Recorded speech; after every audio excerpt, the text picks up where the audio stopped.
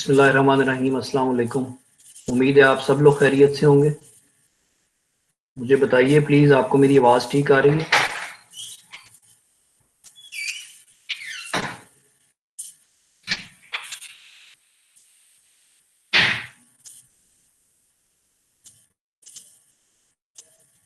जी ठीक है, thank you.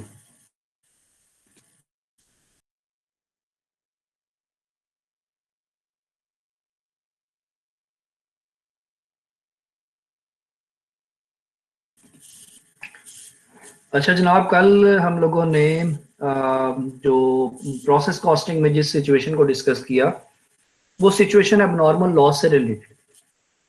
ठीक है कि अगर आपके प्रोडक्शन प्रोसेस में कोई एबनॉर्मल इंसिडेंट की वजह से कोई नुकसान हो जाता है, तो फिर उस एबनॉर्मल लॉस को हम किस तरीके से डील करते हैं। ठीक है, और आपने सीखा कि एबनॉर्मल लॉस को बिल्कुल उसी अंदाज में ट्रीट किया जाता है जैसे वर्किंग प्रोसेस को ट्रीट किया जाता है। ठीक है, आज मैं ज्यादा टाइम नहीं लूंगा, शॉर्ट सेशन लूंगा। ठीक है, और 2 क्वेश्चन हम लोग करेंगे बस, और फिर वाइंड अप कर देंगे। देखें, इससे पहले कि मैं सवाल की तरफ लेके जाऊं, मैं एक सिचुएशन नहीं आपके साथ डिस्कस करना चाह रहा हूं। सुनिएगा गौर से। अब तक हमने जो सिचुएशंस डिस्कस की है ना, पीछे 20 सवाल किए हैं, 20, उनमें एक बात कॉमन थी।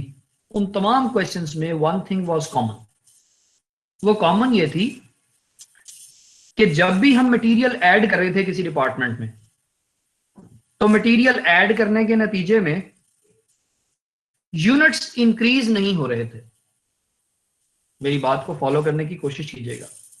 यानी जितने यूनिट्स पे हमने काम शुरू किया था, वो यूनिट्स उतने ही रहते हैं। मटेरियल को ऐड करने से उन यूनिट्स की तादाद में इजाफा नहीं होता। और ऐसा वहां होता है जहां हम कोई ऐसी प्रोडक्ट बना रहे हो जिसमें डिफरेंट कंपोनेंट्स असेंबल हो रहे होते हैं, असेंबलिंग हो रही होती है प्रोडक्ट के अंदर। डिफरेंट पार्ट्स की डिफरेंट कंपोनेंट्स को असेंबल किया जा रहा होता है। जैसे कोई रेफ्रिजरेटर है, जैसे गाड़ी है, या जैसे एलसीडी है। ठीक है, जैसे मोबाइल फोन है। तो इस तरह की प्रोडक्ट्स के अंदर डिफरेंट कंपोनेंट्स को हम असेंबल करते हैं और उसके नतीजे में प्रोडक्ट बनती है। तो कोई कंपोनेंट मजीद ऐड करने से उसका यह मतलब नहीं है कि नंबर ऑफ मोबाइल फोन्स या नंबर ऑफ एलसीडीज या नंबर ऑफ कार्स जो है वो आपकी बढ़ जाएंगी। उनकी तादाद उतनी रहती है। आज जो हम सिचुएशन डिस्कस करने लगे हैं उसमें ऐसा होगा कि मटेरियल को ऐड करने से नंबर ऑफ यूनिट्स इंक्रीज हो जाएंगे, overall volume, overall quantity increase हो जाएगी। आपको मिसाल दूं, मसलन पेंट इंडस्ट्री है जहां पेंट्स बनते हैं या कोई केमिकल्स बनते हैं, पेंट की बात कर रहा हूं। तो अगर पेंट्स के अंदर डिफरेंट इंग्रेडिएंट्स यूज हो रहे हैं उस मिक्सचर के अंदर जिसके नतीजे में पेंट बन रहा है, तो फॉर एग्जांपल पिछले डिपार्टमेंट से हमने कुछ लीटर्स, 1000 लीटर हमने जो है वो मिक्सचर हासिल किया। अब उस 1000 लीटर के अंदर हमने 500 लीटर कोई और केमिकल ऐड कर दिया, तो टोटल जो वॉल्यूम होगा वो 1000 लीटर की बजाय अब 1500 लीटर हो जाएंगे। मेरी बात आप फॉलो कर रहे होंगे। अब आपका वॉल्यूम या आपकी क्वांटिटी इंक्रीज हो रही है, पहले ऐसा नहीं हो रहा था। इसी तरह सीमेंट मैन्युफैक्चरिंग देख लें, उसमें भी डिफरेंट इंग्रेडिएंट्स यूज होते होंगे ना सीमेंट की तैयारी के अंदर। या फार्मास्यूटिकल्स देख लें, या मैंने कहा पेंट इंडस्ट्री देख लें। तो ऐसी जगहों पर जहां आप मटेरियल्स को ऐड करें और उसके नतीजे में यूनिट्स इंक्रीज हो जाएं, तो वहां हम फिर किस तरीके से अपनी कॉस्ट ऑफ प्रोडक्शन रिपोर्ट बनाते हैं। बस आपको आपको ये याद रखना है कि in such situation a little adjustment in per unit cost is required. मैं ये वाली सिचुएशन डिस्कस करने से पहले आपको रिमाइंड करवाता चलूं कि हमने जब नॉर्मल लॉस पढ़ा था, नॉर्मल लॉस, कल तो अब नॉर्मल पढ़ा था ना, उससे पहले जब हमने नॉर्मल लॉस को डिस्कस किया था, तो उसकी हमने क्या उसका ट्रीटमेंट डिस्कस किया था, यही किया था ना कि नॉर्मल लॉस की वजह से रिमेनिंग यूनिट्स की पर यूनिट कॉस्ट बढ़ा दी जाती है। बिल्कुल बिल्कुल ठीक कह रहे हैं आप, सही सोच रहे हैं। नॉर्मल लॉस की वजह से बाकी के यूनिट्स की पर यूनिट कॉस्ट में थोड़ा सा इजाफा कर दिया जाता है। एडजस्टमेंट कर दी जाती है, नतीजे में पर यूनिट कॉस्ट राइज करती है। अगर ये वाला पॉइंट आपको याद है तो जो अभी मैं यूनिट्स इंक्रीज वाली स्टोरी सुना रहा हूं उसके अंदर रिवर्स ट्रीटमेंट होगा, यानी जो टोटल कॉस्ट आपने पिछले डिपार्टमेंट से हासिल की है वो इंक्रीज्ड नंबर ऑफ यूनिट्स के ऊपर, ज्यादा यूनिट्स के ऊपर स्प्रेड कर दी जाएगी, डिवाइड कर दी जाएगी, और यूं पर यूनिट कॉस्ट में क्या हो जाएगी, इजाफा नहीं होगा, कमी हो जाएगी। मुश्किल नहीं है इतना, आप मुझे फॉलो करने की कोशिश करें, इतना मुश्किल नहीं है ये पॉइंट। मैं जब अभी क्वेश्चन पे आऊंगा और आपको करवाऊंगा तो फिर आपको इजी लगेगा इंशाल्लाह। क्या बताया मैंने कहा नॉर्मल लॉस के केस में हम नॉर्मल लॉस की कॉस्ट का जो बर्डन था वो शिफ्ट कर देते थे ओवर रिमेनिंग यूनिट्स, और रिमेनिंग यूनिट्स की पर यूनिट कॉस्ट को बढ़ा लिया जाता था, राइट, पर यूनिट कॉस्ट इंक्रीज होती थी। अब मैं कह रहा हूं कि हम जो टोटल कॉस्ट प्रीवियस डिपार्टमेंट से ले रहे हैं वो इंक्रीज्ड नंबर ऑफ यूनिट्स, यानी यूनिट्स जो इजाफा किया उसके बढ़ने के बाद जितनी तादाद हो गई, मसलन आपने 100 आइटम्स पीछे से वसूल किए हैं, 100 आइटम्स, और 50 आइटम्स उसमें और ऐड कर दी, 50 यूनिट्स, टोटल हो गए 150, ठीक है। अब ओरिजिनली पिछले डिपार्टमेंट ने तो 100 आइटम पे कॉस्ट लगाई होगी ना, लेकिन हम ये एज्यूम करेंगे कि हमें 150 मिले, हम यूं एज्यूम कर लेंगे, हम उस 100 के ऊपर नहीं, हम 150 के ऊपर उसी कॉस्ट को डिवाइड कर देंगे, और यूं पर यूनिट कॉस्ट जो है ये कम हो जाएगी। जाहिर है जब आप टोटल कॉस्ट को ज्यादा चीजों के ऊपर स्प्रेड करेंगे तो ज्यादा के ऊपर स्प्रेड करने से पर यूनिट कॉस्ट में कमी आती है, ना कि इजाफा होता है, ठीक है जी। तो मैं अभी आपसे फीडबैक नहीं लूंगा, अभी आदिल बच्चों को शायद मेरी बात समझ आई हो, कुछ लोगों को समझ ना भी आई हो, कोई बात नहीं, कोई परेशानी की बात नहीं है। मैं डायरेक्टली क्वेश्चन पे चलता हूँ, क्वेश्चन आपको करवाता हूँ, फिर उसके बाद फीडबैक लेता हूँ, ठीक है। तो मैं स्क्रीन शेयर करने लगा हूं जी, देखिएगा प्लीज।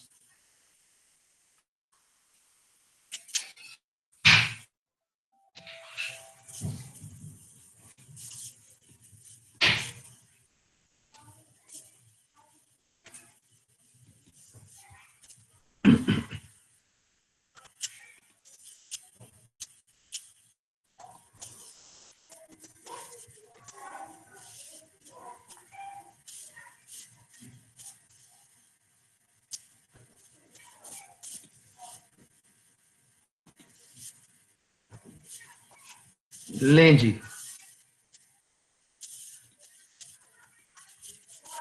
ये 22 नंबर एक्सरसाइज है आपकी बुक में, तो ये मैं आपको करवा रहा हूं, जरा देखते जाइए, साथ में सॉल्यूशन भी है राइट साइड पर। लिखा हुआ है Rahim manufacturing company uses process costing in third department, materials are added, ठीक है। आप कहेंगे यहां पे कौन सी नई बात है, मटेरियल्स तो हम पिछले सवालों में भी ऐड करते रहे हैं, लेकिन आगे आप पढ़िए क्या लिखा हुआ। In the third department materials are added resulting in 50% increase in number of units. ऐसी लाइन आपने पहले कभी नहीं पढ़ी, या आप फर्स्ट टाइम देख रहे हैं ऐसी लाइन। लिखा हुआ है कि मटेरियल्स इतना ऐड किया जाता है कि आपके नंबर ऑफ यूनिट्स में 50% इजाफा हो जाता है। मतलब अगर आपने 100 यूनिट्स पीछे से वसूल किए हैं तो 50 उसमें और ऐड कर दिए, 150 हो जाएंगे। अगर आपने like 10,000 number of units previous department से रिसीव किए हैं, 10,000, तो उसका 50% कितना होता है, 5,000। आप 5,000 उसमें और ऐड करेंगे, टोटल 15,000 हो जाएंगी क्वांटिटी। या आप 100,000 यूनिट्स रिसीव कर रहे हैं तो उसका 50% होता है 50,000, वो उसमें ऐड करेंगे तो 1.5 लाख हो जाएगी क्वांटिटी। ये इससे मतलब है कि आपकी क्वांटिटी जो है या number of units to be processed हैं वो इंक्रीज हो रहे हैं, वो बढ़ रहे हैं। अब लिखा हुआ है during July 1,000 units were receive from department number 2।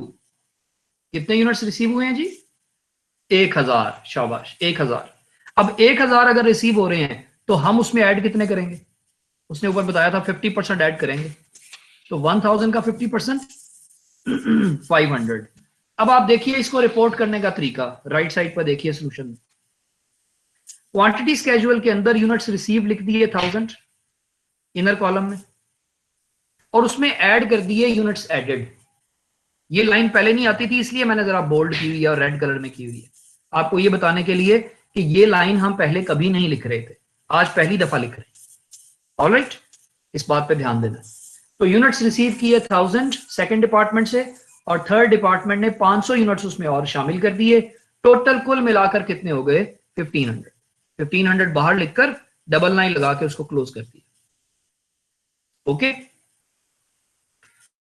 अच्छा, अब इन 1500 में से कितने यूनिट्स कंप्लीट करके ट्रांसफर किए, कितने प्रोसेस में हैं, अगली बात पढ़ें। पहले तो उसने ये भी बताया हुआ है कि ये जो 1000 यूनिट्स रिसीव किए हैं, इसको यूनिट कॉस्ट 15 के ऊपर आपने लिया। तो नीचे अगर आप cost chart to the department वाला सेक्शन देखें, तो हम यहाँ पे कॉस्ट रिसीव लिखते होते हैं ना, पहले डिपार्टमेंट के अलावा हर डिपार्टमेंट में लिखते होते हैं, बताया हुआ है मैंने।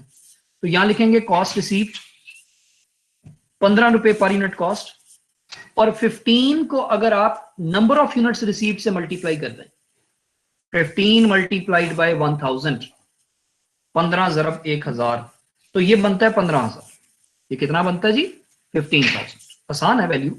1000 नंबर ऑफ यूनिट्स रिसीव किए थे 15 रुपए की पर यूनिट कॉस्ट पर, तो दोनों को मल्टीप्लाई करके टोटल कॉस्ट कितनी बनी? 1000 इंटू 15, इट इज 15,000। ठीक है, आगे बढ़िए। वो कहता है कि 1200 units were completed and transfer to finish good store room. अब आप सोचें, अगर हमने ऐड ना किए होते 500, तो 1000 में से क्या 1200 कंप्लीट हो सकते हैं? खुद सोचें ना, 1000 यूनिट्स हमने रिसीव किए थे, उसमें से 1200 कैसे मुकम्मल हो गए हैं? इसका अंडरस्टूड है, इसका मतलब ये है कि पहले हमने कुछ इजाफा किया उनके अंदर, और बाद में उनमें से फिर प्रोसेस करके आगे भेजे। तो 1500 में से, 1000 में से नहीं कहेंगे, out of 1500, 1200 units were completed and transferred to the finish good stock room. बाकी कितने पीछे रह गए? 300 यूनिट्स। पीछे कितने रह गए? 300 यूनिट्स, शाबाश। And the remaining units were still in process. बाकी के यूनिट्स जो है वो कहता है इनकम्प्लीट है, प्रोसेस में। अब उनकी डिग्री ऑफ कंप्लीशन क्या है जी? कितने परसेंट कंप्लीट हो चुके हैं? तो आगे लिखा हुआ है 100% मटीरियल, ब्रैकेट में लिखा है 100% material, 50% labour and FOH. 100% material लग चुका, 50% लेबर लग चुकी, 50% एफओएच लग चुका। तो these are the units in process. ये 300 लिख दिए, लॉसेस वगैरह का कोई चक्कर नहीं इस क्वेश्चन में। टोटल आपके पास 1500 पूरे हो गए। मुझे क्वांटिटी स्केड्यूल के ऊपर एक दफा नजर दोबारा डाल के मुझे ओके कर दें कि क्या आपको क्वांटिटी शेड्यूल क्लियर है, तो मैं फिर आगे चलता हूं। क्वांटिटी शेड्यूल को गौर से देखें।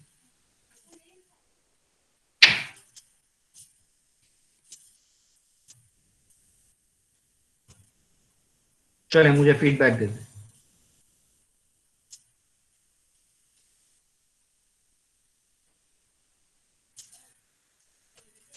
साद मंसूर, आप कौन सा क्वेश्चन देख रहे हैं? एबनॉर्मल लॉस तो है ही नहीं।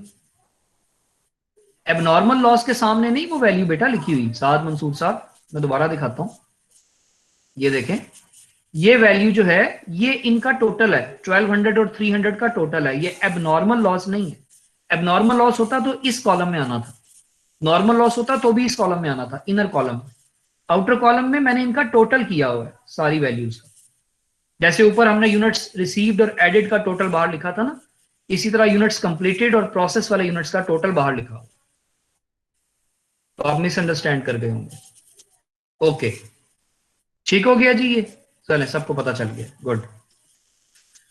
अब आप आ जाए cost chart to the department की। मैंने पहली लाइन तो डिस्कस कर दी है, cost chart to the department, इसकी मैंने फर्स्ट लाइन पर यूनिट कॉस्ट वाली डिस्कस कर दी। आगे क्या लिखा हुआ है? वो कहता है कि जी cost incurred in department 3 during the month were material 6000, labour 6750 and overheads 8100। आपको पता है ये कहां लिखते हैं, मुझे बताने की जरूरत नहीं है। अब तो चैप्टर खत्म होने वाला है अगले लेक्चर में, ठीक है, तो अब तो पता होना चाहिए। यहां लिखा कॉस्ट एडेड, मटेरियल 6000 लिखा टोटल कॉस्ट के कॉलम में, लेबर की अमाउंट लिख दी, एफओएच की अमाउंट लिख दी, और सारों का टोटल कर दिया, चारों वैल्यूज का।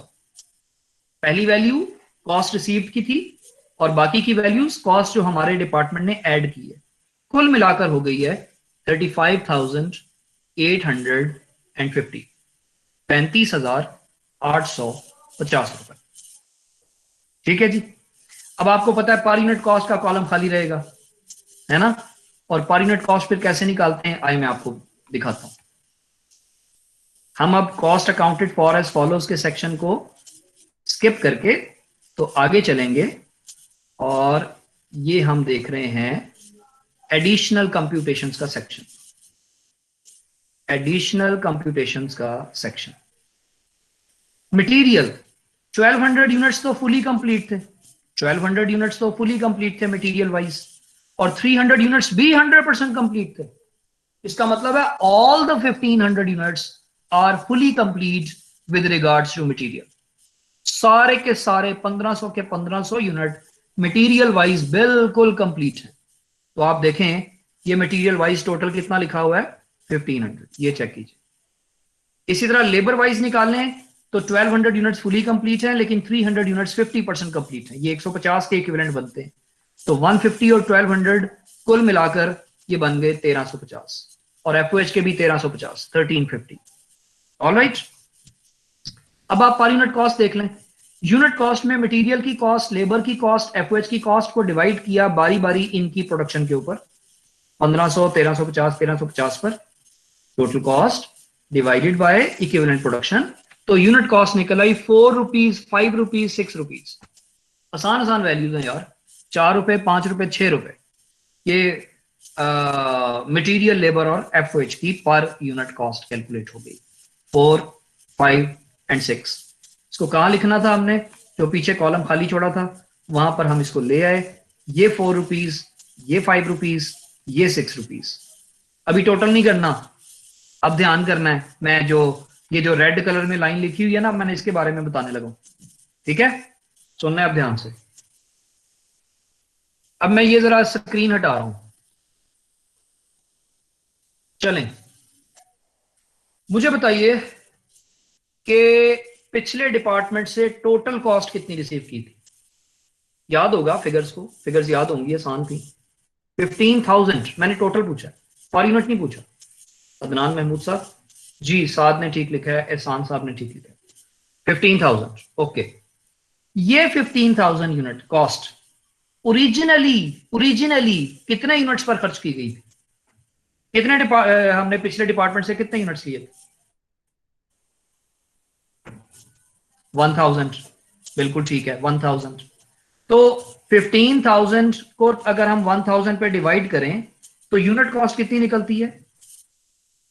यूनिट, मैं यहां पे लिख के दिखाता हूं, unit cost before adjustment 15,000 divided by 1000 is equal to 15 rupees. ठीक है, आपने सही निकाला, ये आ गया यूनिट कॉस्ट बिफोर एडजस्टमेंट। अब हम रीकैलकुलेट करने लगे हैं, पर यूनिट कॉस्ट। हमने कितने यूनिट्स का इसमें इंक्रीज किया था, इजाफा कितना किया था, कितने यूनिट्स ऐड किए थे 1000 के अंदर? 500। कुल मिलाकर कितने हो गए? नहीं अदनान, 5000 नहीं, 500। टोटल कितने हो गए? 1500। बिल्कुल ठीक है। अब उसी टोटल कॉस्ट को, वो जो हमने पिछले डिपार्टमेंट से ली थी 15,000, बजाय उसको 1000 पे डिवाइड करने के, हम उसको इंक्रीज्ड नंबर ऑफ यूनिट्स पे डिवाइड करेंगे। इंक्रीज्ड नंबर ऑफ यूनिट्स पे, यानी 1500 पे, 1000 पे नहीं। तो दोबारा कैलकुलेट करें जरा 1500 पे डिवाइड करके। मैं लिखता हूं आपके सामने, यूनिट कॉस्ट आफ्टर एडजस्टमेंट, 15,000 की कॉस्ट को डिवाइड करना है 1500 पर। आंसर आया 10 rupees per unit. Waleed Ahmad साहब 1500 का बता दें सर। भाई 1000 यूनिट्स आपने पीछे डिपार्टमेंट से रिसीव किए थे और उसमें 50% ऐड किए थे। मुझे लगता है आपने शुरू से लेक्चर नहीं लिया, वरना आप ये सवाल ना पूछते। 1000 यूनिट्स हमने रिसीव किए थे पिछले डिपार्टमेंट से, 50% हमने उसमें और ऐड किए हैं। तो 1000 का 50% 500 होता है, उसमें ऐड कर दिए तो 1500 यूनिट हो गए ना ये। अब वलीद ओके करें, ठीक है। अदनान महमूद साहब आपने बिल्कुल सही, आपका ख्याल है, आपके आइडिया बिल्कुल ठीक है। अब हमारी कॉस्ट इनिशियली जो 15 रुपीज पर थी वो एडजस्टमेंट करने के बाद 10 रुपीज पर आ गई है। कितनी रिड्यूस हुई है? कितनी रिड्यूस हुई है?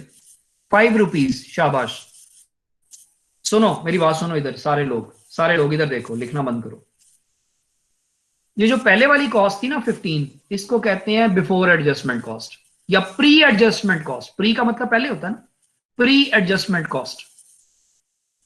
और जो आपने 10 रुपीज कैलकुलेट की है उसको कहते हैं एडजस्टेड कॉस्ट। एडजस्ट होने के बाद जो निकल रही है, एडजस्टेड कॉस्ट, या उसको आप क्या कह सकते हैं, post adjustment cost. Post adjustment cost, पहले वाली प्री एडजस्टमेंट, बाद वाली पोस्ट एडजस्टमेंट। एडजस्टमेंट कितनी हुई? 5 रुपीज की। एक्सेल की फाइल में अब देखिएगा, ये देखें 5 रुपीज को यहां से ब्रैकेट लगाकर माइनस किया गया है। सामने स्टेटमेंट क्या लिखी हुई है? Adjustment for increase in units. Adjustment for increase in units. 5 rupees यहां से सब्ट्रैक्ट किए गए हैं, कम करने थे ना, 15 थे ना ऊपर, तो उसमें से 5 हमने निकालने थे, माइनस करने थे। तो ये निकालने के बाद एडजस्टेड कॉस्ट 10 हो गई है। अब टोटल करते हैं आप, 15 प्लस 4 प्लस 5 प्लस 6 माइनस 5। फिर बता दूं, फिर बता देता हूं। 15 ये प्री एडजस्टमेंट कॉस्ट थी, प्लस 4 प्लस 5 प्लस 6 माइनस 5। ये 5 क्या हो रहा है? इंक्रीज्ड यूनिट्स की एडजस्टमेंट हो रही है और उसकी वजह से हमारी पर यूनिट कॉस्ट कम हो रही है। तो ये कम होकर रह गई 25 रुपीज, 25 रुपए। मुझे उम्मीद है कि आप मेरी बात फॉलो कर रहे होंगे। नॉर्मल लॉस में पॉजिटिव वैल्यू आती थी, उसमें इजाफा हो रहा होता था। ये नेगेटिव वैल्यू है, इसका मतलब है कि कॉस्ट में कमी हो रही है, पर यूनिट कॉस्ट। आखिरी सेक्शन रह गया आपका और वो है cost accounted for as follows. Cost of units completed and transferred. कितने यूनिट्स कंप्लीट किए थे? 1200। ठीक है, ये देखें, ये वाला सेक्शन देखें, ये वाला जिसको मैं हाईलाइट कर रहा हूं। Cost of units completed and transferred 1200। एक यूनिट की कॉस्ट 25, दोनों को मल्टीप्लाई किया 30,000 की कॉस्ट आ गई। उसके बाद दरमियान में कुछ नहीं है, ये लाइनें आप बेशक स्किप कर दीजिएगा। Cost of units completed but on hand, cost of abnormal loss, इस क्वेश्चन में नहीं है, इसको लिखने की जरूरत भी नहीं है। उसके बाद cost of work in process closing inventory, इसमें लिखेंगे कॉस्ट रिसीव्ड। ठीक है, और मैंने नॉर्मल लॉस के केस में भी कहा था, एक बात को बड़े नोट करने को कहा था, पता नहीं कुछ बच्चों को याद होगा, कुछ को नहीं भी याद होगा। मैंने कहा था यहां पे पर यूनिट एडजस्टेड कॉस्ट लेनी है हमेशा। तो 300 यूनिट्स हैं जो कि वर्क इन प्रोसेस में है, और एडजस्टेड कॉस्ट कितनी थी? 15 नहीं थी, बल्कि आफ्टर एडजस्टमेंट इट वाज 10। तो 10 यहां पे लेनी है, 15 नहीं लेनी, याद रखने वाला पॉइंट है। 15 ले लिया तो सवाल खराब हो जाएगा। 300 इंटू 10 3000। उसके बाद मटेरियल कितना ऐड हुआ वो ले लें, लेबर कितनी ऐड हुई वो ले लें, एफओएच कितना ऐड हुआ वो ले लें। ये तो एज पर रूटीन ही आ रहा है, जैसे हम रूटीन में लिया करते हैं। सारी कॉस्ट को ऐड किया चारों को, टोटल वर्क इन प्रोसेस की कॉस्ट आ गई 5850। ग्रैंड टोटल हमारा आ गया 35850। तो यूं आपका सवाल मुकम्मल हुआ। इसमें पूरे सवाल में अगर कोई इंपॉर्टेंट चीज थी तो वो सिर्फ यही थी कि नंबर ऑफ यूनिट्स इंक्रीज होने की वजह से पर यूनिट कॉस्ट में डिक्रीज की जाती है, कमी की जाती है, एडजस्टमेंट की जाती है, बस एक पॉइंट। तो क्या आपको ये सवाल क्लियर है? मुझे आप फीडबैक दें।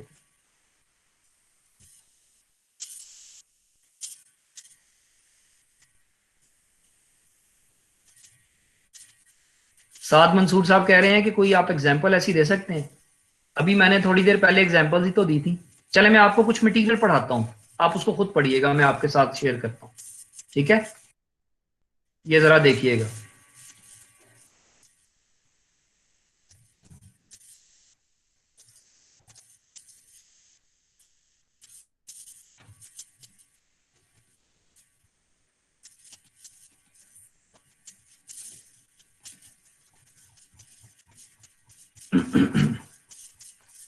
ये टॉपिक स्टार्ट हो रहा है increase in number of units by addition of materials. ठीक है, इसकी थोड़ी सी ये लाइनें पढ़ लें। कह रहा है preceding discussion of cost of production report is for those manufacturing processes where addition of materials in a department subsequent to the first department does not result in an increase in number of units being processed. ये कहता है पिछली discussion जो हम कर रहे थे पहले वाले 20 सवालों की, उसमें मटेरियल ऐड करने से नंबर ऑफ यूनिट्स में इजाफा नहीं होता था। और ऐसा कहां हो रहा था? लिखा हुआ है this condition exist in all assembly type industries, for example automobiles, television sets, refrigerators, etcetera etcetera. ये सारे इस तरह के आपके सामने उसने एग्जांपल्स दी हुई, ठीक है, जहां पे नंबर ऑफ यूनिट्स में इजाफा नहीं होता। अब आपने पूछा था कोई एग्जांपल दें जिसमें इजाफा हो जाता है। एक मिनट ठहरिएगा, मैं जरा चार्जिंग पे जरा लगा लूं लैपटॉप, एक मिनट वेट कीजिए।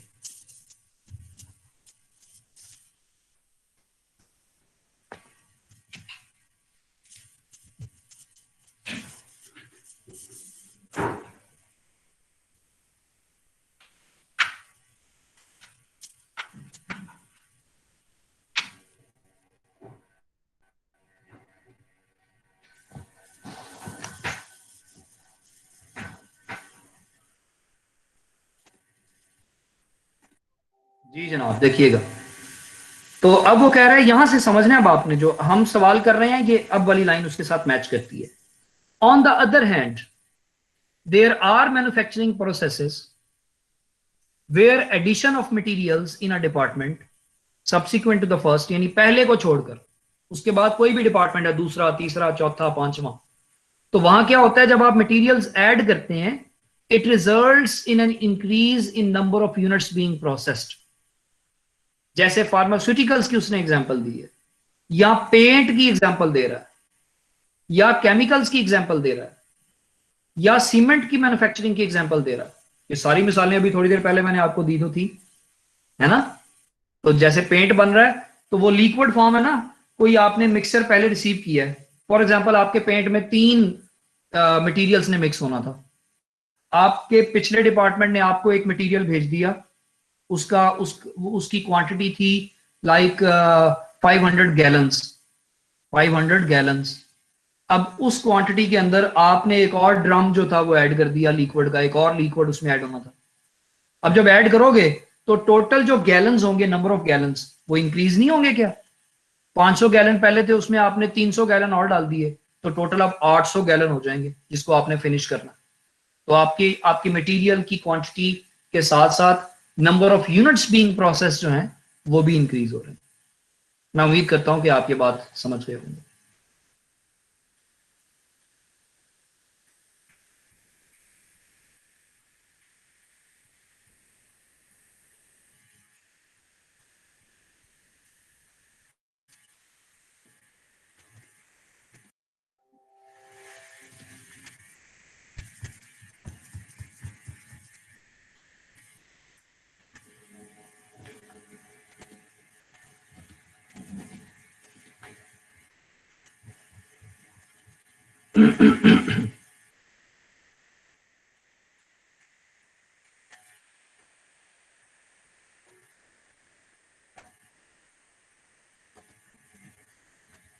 चले जी, यहां तक तो अब आपको क्लियर हो गया है। मैं आखिरी एक क्वेश्चन करवा रहा हूं 10 मिनट के अंदर और फिर इसको वाइंड अप कर रहा हूं, ठीक है।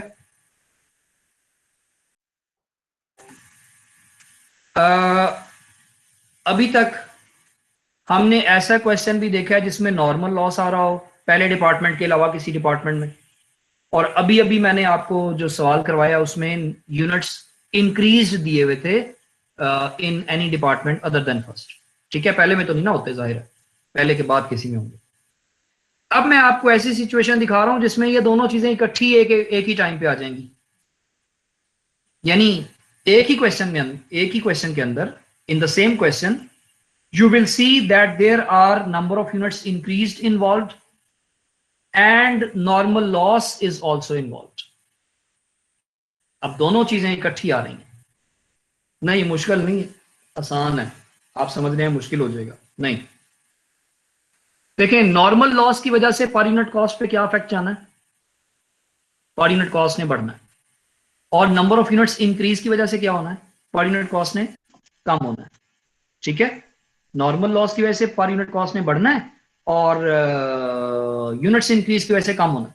अब जब दोनों एट ए टाइम आ जाएंगे तो दोनों का अपना अपना इफेक्ट है, दोनों का अपना अपना इंफ्लुएंस है पर यूनिट कॉस्ट पर, सही है ना। अब जिसका लार्जर इंपैक्ट होगा, लार्जर इंपैक्ट यानी अगर नॉर्मल लॉस का इंपैक्ट लार्जर है तो फिर ओवरऑल जो पर यूनिट कॉस्ट होगी वो ऊपर की तरफ चली जाएगी। अगर increase in number of units का इंपैक्ट ज्यादा है बनिस्बत नॉर्मल लॉस के तो फिर ओवरऑल पर यूनिट कॉस्ट जो है वो फॉल कर जाएगी, वो डिक्लाइन कर जाएगी। अगर दोनों का इंपैक्ट बराबर है यानी नॉर्मल लॉस की वजह से जितनी कॉस्ट राइज कर रही है, यूनिट्स इंक्रीज की वजह से उतनी ही कॉस्ट फॉल भी कर रही है, तो हमारी टोटल ओवरऑल कॉस्ट जो है वो वहीं की वहीं रहेगी, ना ऊपर जाएगी ना नीचे आएगी। यानी नॉर्मल लॉस का इंपैक्ट और यूनिट्स इंक्रीज का जो इंपैक्ट होगा वो एक दूसरे को कैंसल आउट कर देंगे, एक दूसरे को काट देंगे, ठीक है, नलीफाई कर देंगे एक दूसरे को। तो बस जिसका लार्जर इंपैक्ट होगा वही आपके पर यूनिट कॉस्ट पे इंपैक्ट जाएगा। अभी दिखाता हूं मैं आपको एक सवाल आखिरी, 23rd नंबर।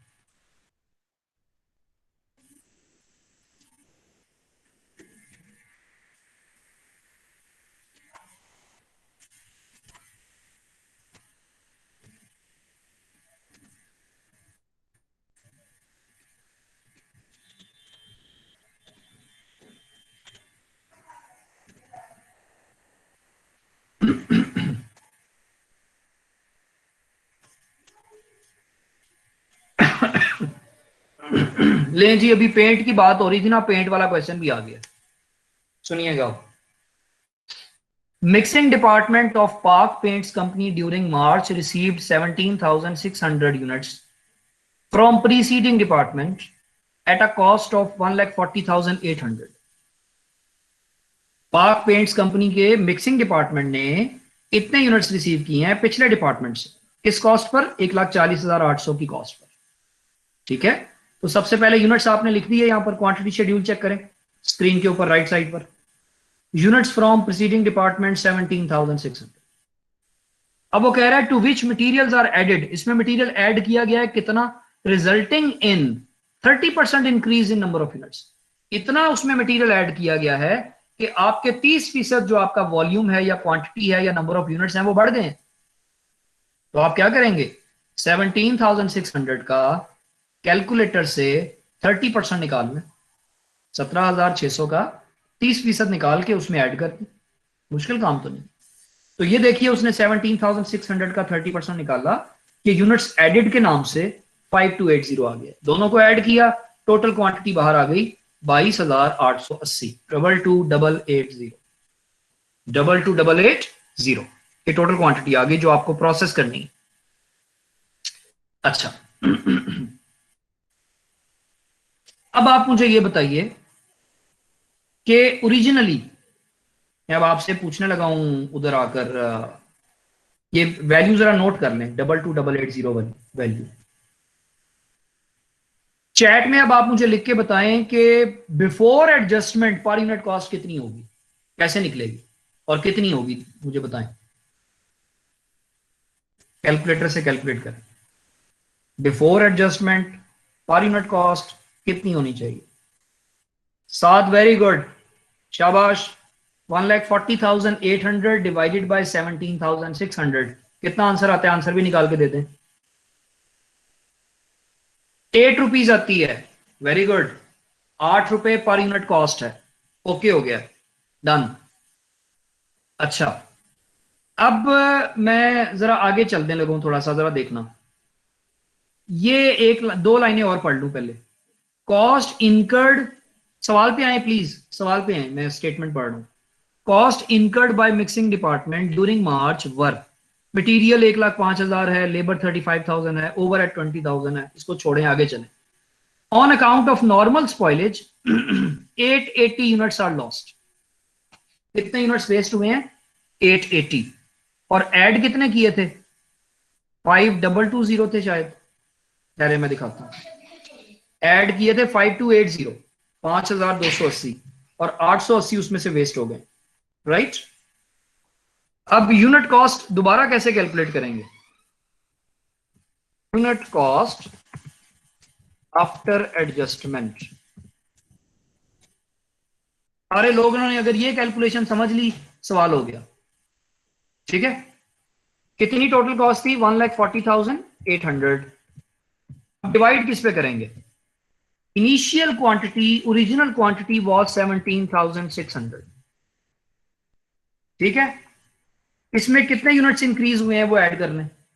5280, 5,280 ऐड हुए हैं। और उसमें नॉर्मल लॉस के कितने थे? 880। आपको याद है ना, नॉर्मल लॉस को हम बीच में से निकाल दिया करते हैं क्योंकि उन पे कॉस्ट तो असाइन होनी नहीं होती। तो उसमें से 880 आप माइनस करते हैं, टोटल में से 880 माइनस करते हैं ये। अब जो इसका आंसर आता है वो आपके लिए पर यूनिट कॉस्ट एडजस्टेड होगी। निकालें कितनी आती है? आई गेस के 6.4 है।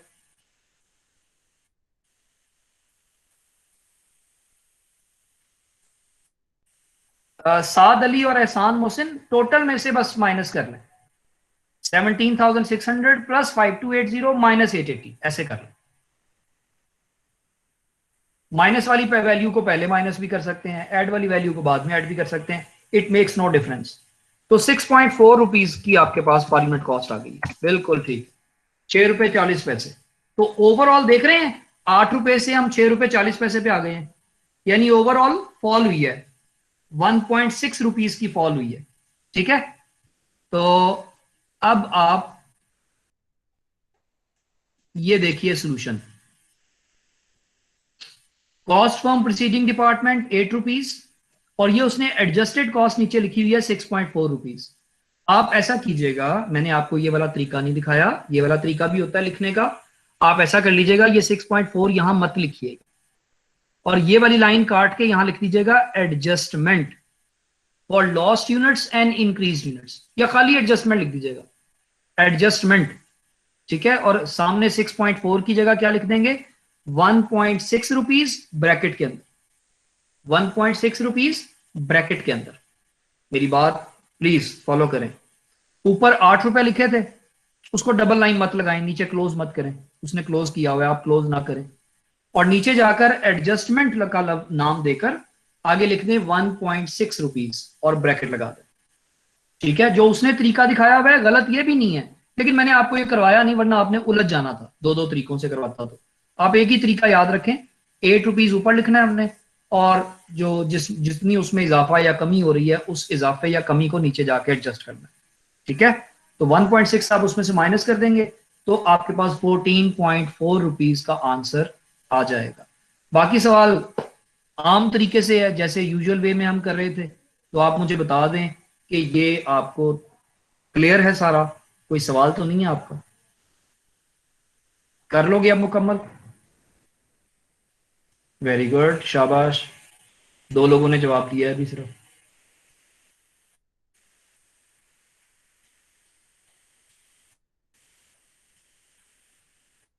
जबरदस्त, ठीक हो गया। तो बस जनाब आज मैं ये खत्म कर रहा हूं। आपको मैं 4 टोटल सवाल दे रहा हूं, 2 मैंने करवा दिए और 2 उसी तरह से आप कर लीजिएगा, टोटल 4 दिखा रहा हूं। एक आप नंबर नोट कर लें, 7 चैप्टर है ना, तो 21 नंबर एक्सरसाइज, 20 तक मैं लास्ट टाइम करवा गया था। 21, 22, 23 और 24, इनमें से हमने 22 और 23 अभी किया है यहाँ पर क्लास में। तो बाकी 2 भी आप उसी तरीके से फॉलो करते हुए आप इंशाल्लाह कर लेंगे। तो ठीक है जी, आज फिर इतना ही, और अब आपकी अटेंडेंस में लगाने लगा हूँ। Roll number 1 to 20, roll number 1 to 20।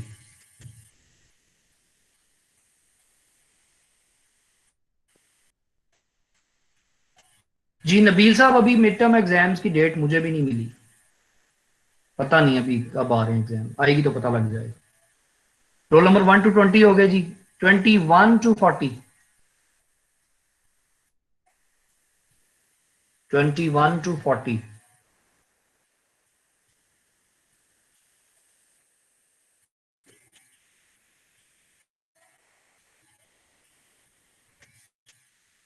41 to 60।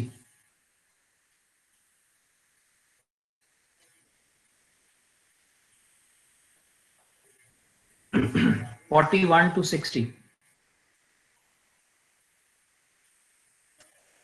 61 to 80.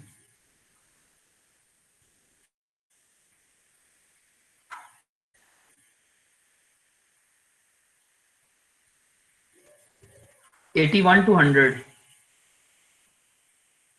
81 से लेके 100 तक.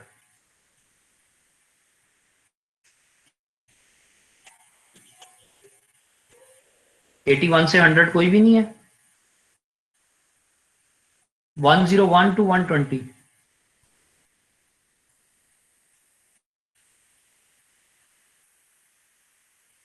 101 to 120.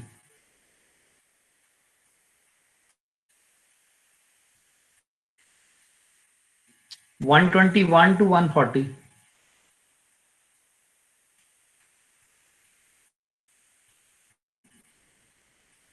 और 140 से जितने ऊपर रह गए हैं.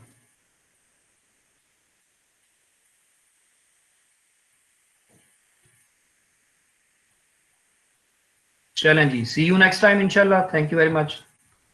जज़ाकल्लाह. अल्लाह हाफिज.